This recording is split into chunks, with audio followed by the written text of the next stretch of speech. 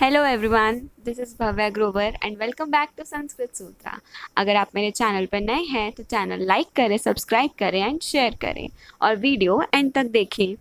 Last video में हमने विभक्ति और कारक पढ़े थे, जिसमें हमने प्रथमा से चतुर्थी विभक्ति और कर्ता कारक से संप्रदान कारक तक पढ़ा था और उसके चिन्ह भी पढ़े थे और इसको अच्छे से समझा था। तो आज हम इसके आगे के विभक्ति और कारक पढ़ेंगे। अगला कारक है आपादान कारक या फिर पंचमी भक्ति। तो ये कारक तब लगता है जब कोई चीज़ किसी से अलग हो रही हो। अलगाव मतलब किसी से अलग हो रही हो। तो इसमें चिन्ह होता है से, और ये कारक तब भी लगता है जब कोई किसी से डरता हो या फिर कोई हम किसी चीज़ की तुलना किसी से कर रहे हो। और इसमें विभक्ति होती है पंचमी, चिन्ह है से। जैसे इस पिक्चर में आप देखें, पेड़ से पत्ते गिरते हैं। यहाँ पर पेड़ से पत्ते अलग हो रहे हैं, इसलिए पेड़ शब्द में पंचमी भक्ति या फिर अपदान कारक लगेगा।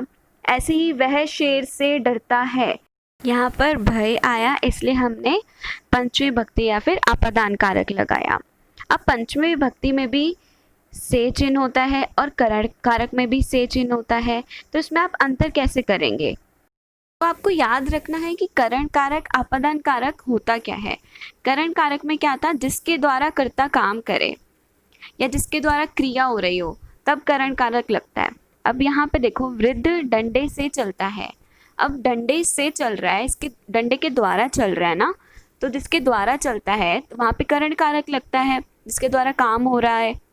ऐसी अपदान कारक में क्या होता है, जब कोई चीज़ किसी से अलग हो रही हो या फिर भय हो या तुलना कर रहे हो। अब राधा लता से तेज दौड़ती है।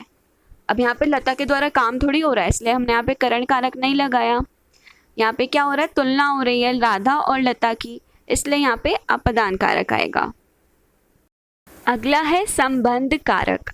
तो इसमें क्या होता है कि जब किसी एक वस्तु का दूसरी वस्तु से संबंध होना पाया जाए तो वो संबंध कारक कहलाता है। जैसे आप नाम से समझ सकते हैं, संबंध मतलब किन्हीं भी दो चीज़ों में, किसी भी दो वस्तुओं में संबंध बताए।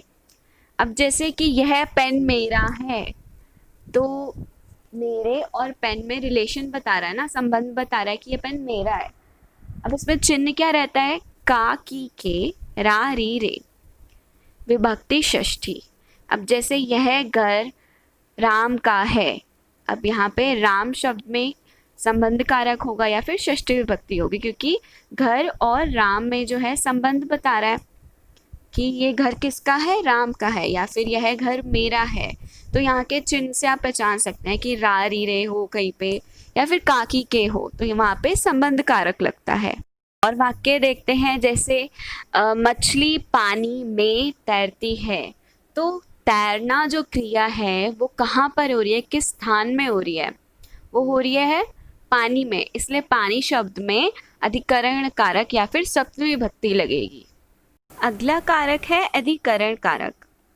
कर्ता की क्रिया जिस स्थान पर या जिस समय पे हो तब अधिकरण कारक होता है। इसका चिन्ह होता है में पर। सप्तमी विभक्ति, जैसे वृक्ष पर बालक बैठा है, तो किस स्थान पर बालक बैठा है, वृक्ष पर बैठा है, इसलिए वृक्ष शब्द में अधिकरण कारक या फिर सप्तमी विभक्ति लगेगी। अगला कारक है संबोधन। अब संबोधन कब लगता है, जब हम किसी को पुकारते हैं या फिर बुलाते हैं, तो इसके चिन्ह होते हैं हे या फिर अरे। जैसे इस पिक्चर में बालक भगवान को पुकार रहा है कि हे कृष्ण, हे राम, तो यहाँ पर क्या लगेगा, संबोधन लगता है। तो आप इसके चिन्ह आसानी से याद कर सकते हैं, जैसे कर्ता ने, कर्म को, करण से, संप्रदान के लिए, अपदान से, संबंध का की के रा री रे, अधिकरण में पर, संबोधन हे अरे। इससे आपको बहुत ही ज़्यादा आसानी हो जाएगी इसको याद करने में। कारक एवं विभक्ति आज हमारा कंप्लीट हो गया है। अगर कोई भी डाउट है तो आप मुझसे पूछ सकते हैं, आप कमेंट सेक्शन में जाके कमेंट करिए। आज का हमारा संस्कृत कोट है, यथा चित्तम तथा वाचो यथा वाचस तथा क्रिया, कि जैसा मन होता है वैसी ही वाणी होती है और जैसी वाणी होती है वैसा ही हम कार्य करते हैं। तो इसलिए हमेशा अच्छा बोलना चाहिए और बच्चों, अभी तक चैनल सब्सक्राइब नहीं किया है तो जल्दी से सब्सक्राइब करो, शेयर करो और लाइक करो।